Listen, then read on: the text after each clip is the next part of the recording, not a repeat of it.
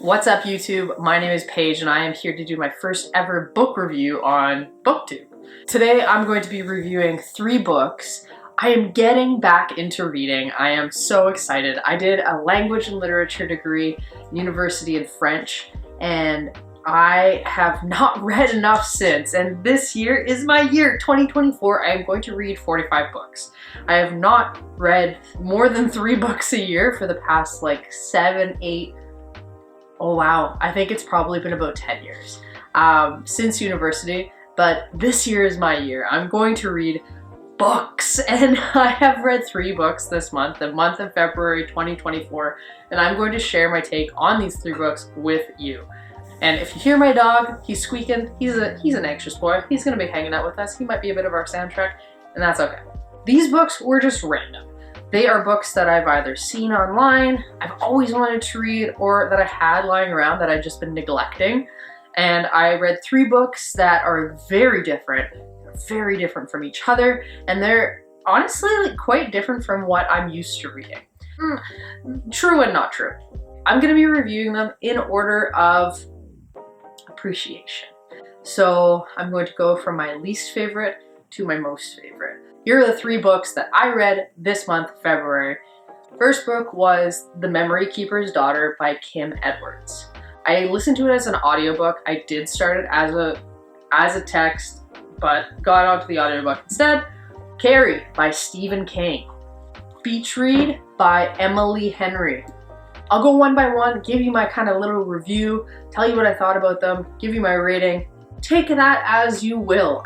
You may not have the same opinion as me. That's totally fine. I'm going to use this channel to be honest. And I'm going to be honest with myself. I love talking about books. I never get a chance to. And this is just going to be my opportunity to talk about books that I like, talk about books that I didn't like, and just make sure that I'm opening my mind and experiencing books like I used to. Okay, we are going to be starting off week talking about the book that I liked the least. And to be quite honest, like none of these books were absolute stinkers, but the stinkiest of them all was The Memory Keeper's Daughter by Kim Edwards. This book is about loss. This book is about how people show their love, how people grieve through life, and how people show their life through their grief. We started out with everything glimmering, everything glistening, everything glittering and shining and gleaming, and by the end I was exhausted. A doctor and his wife have twins.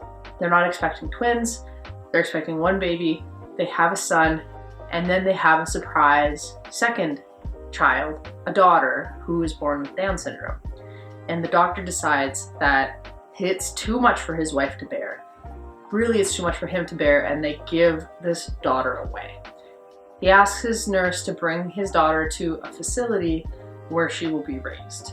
The nurse brings her to the facility, discovers that this is not a place for a child, and decides to raise her as her own.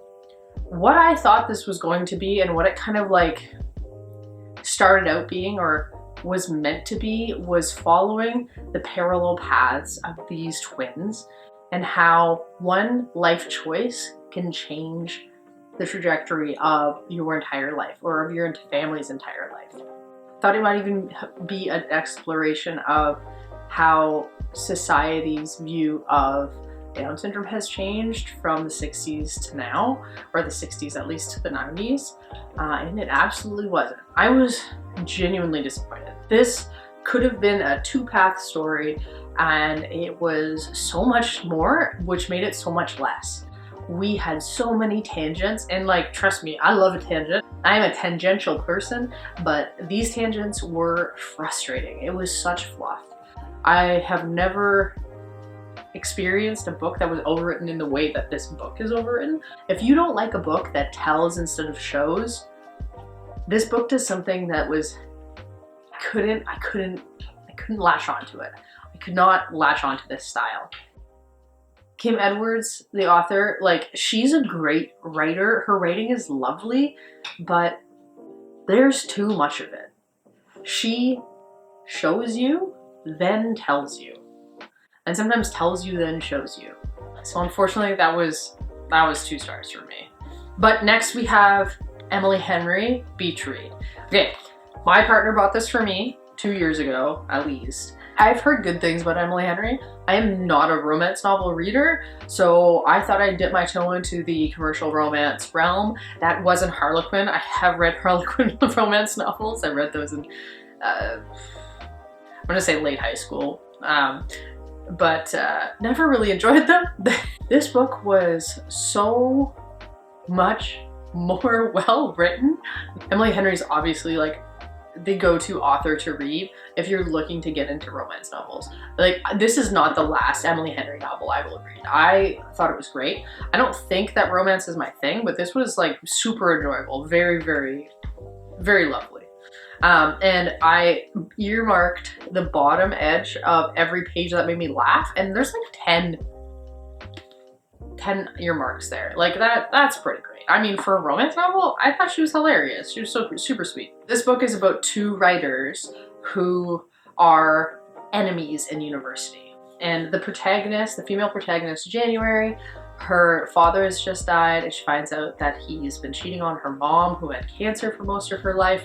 And her enemy from university, Augustus Everett, this like this literary fiction author, and January reconnect when January moves into the lake house that her father shared with his mistress. Obvious within the first like 30 pages that this is going to be an enemies to lovers romance, and it does a great job of it. Honestly, I love that.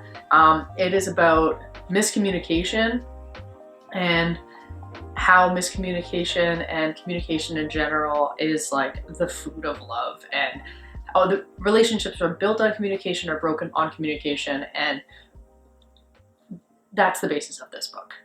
But there were other things, like I couldn't tell if it was irony, like intentional irony, that this character, January, is so unlikable.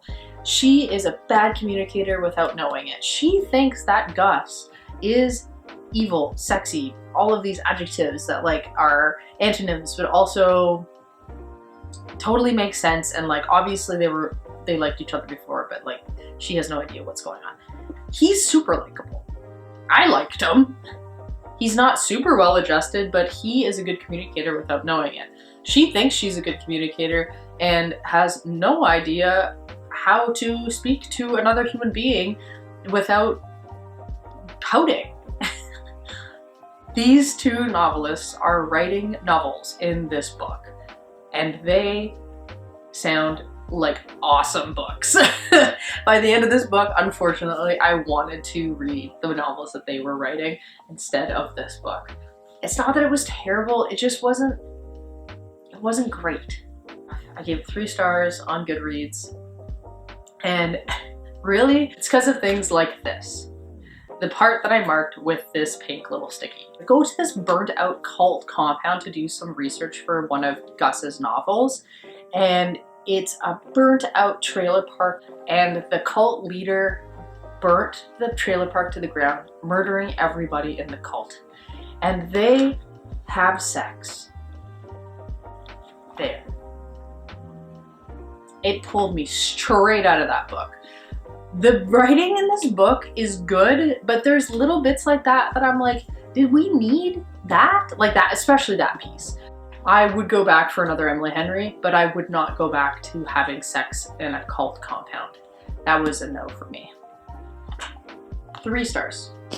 All right, editing page here. I realized I completely forgot to talk about one thing about the beach read book, and it was just a funny little anecdote that actually kind of made me enjoy the book more.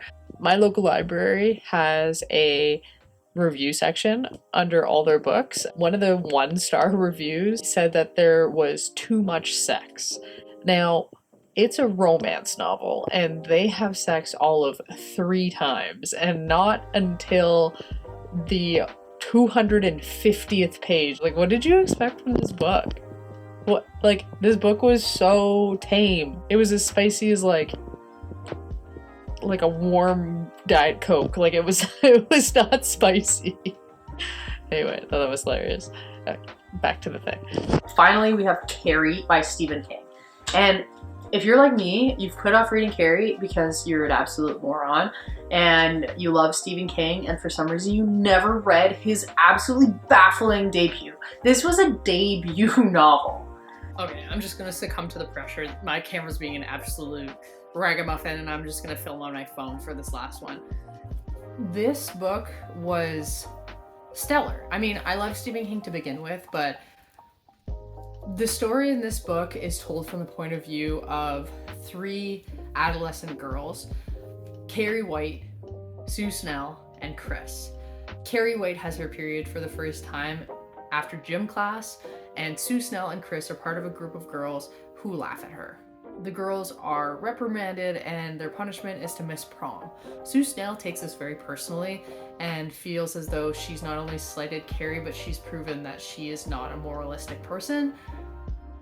So she decides to make Carrie's night special. She's going to ask her very cute or handsome boyfriend to ask Carrie to prom. Carrie accepts, they go to prom together.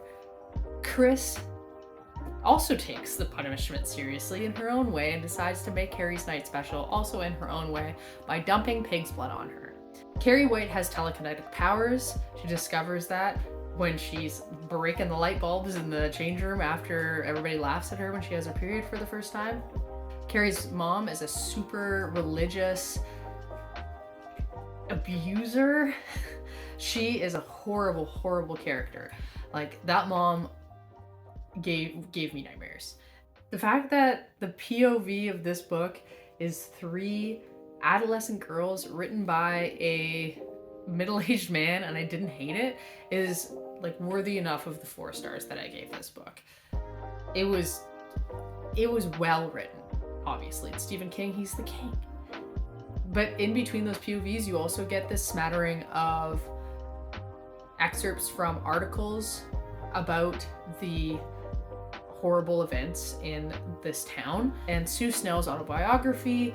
There's chunks of that in there, as well as testimony from the White Commission, which is a commission that was set to determine who was at fault for the horrible events that happened at the end of this book. But mostly this book is about belonging and what can happen when we forget about our humanity and when we let humanity fall by the wayside and are thoughtless about our actions towards other humans. I swear I'll get better at this. I did not mention that, in my opinion, this book was not super gory or horrific, but it is like objectively graphic. It's just not as graphic as so many of Stephen King's other books. So if you've read Stephen King before, this isn't going to surprise you, but this is, of course, part of the horror genre, so there are some pretty disgusting descriptions, and because Stephen King's such a good writer, like, it's pretty visceral. There are mentions of sexual abuse and otherwise just abuse, so if that is a trigger for you, this may not be. Honestly, you shouldn't consider any Stephen King novel. Those are flags in all those books. Alright, back to the... I promise I'll get better at this. There is, of course, some language of the time. I hate saying that, but there's some racist language and there's some ableist language, not in King's voice, but in the voice of the kids. There's some dialogue that's like racist and ableist.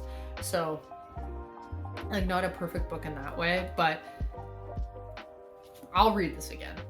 4 stars. Thank you for coming along and like letting me talk at you about books, but comment down below if you've read any of these books and if you thought anything different. I'm always open to new ideas and I'm really excited to join this booktube community.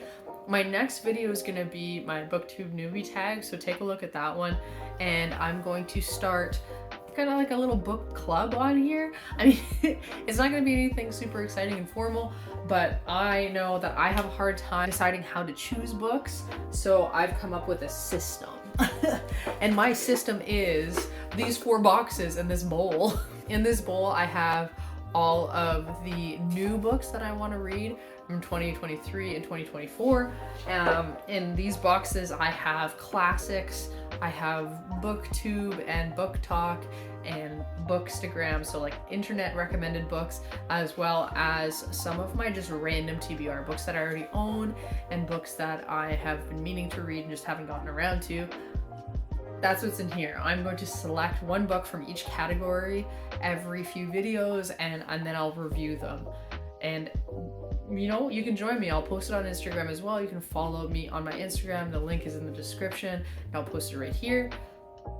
Just looking forward to reading a lot of books this year, and hopefully you'll join me on that journey as well. If you've stuck around for this long, thank you so much. Consider giving this a thumbs up and subscribe if you'd like to follow along this year. I am so excited to read books with you, and I will see you on the next one.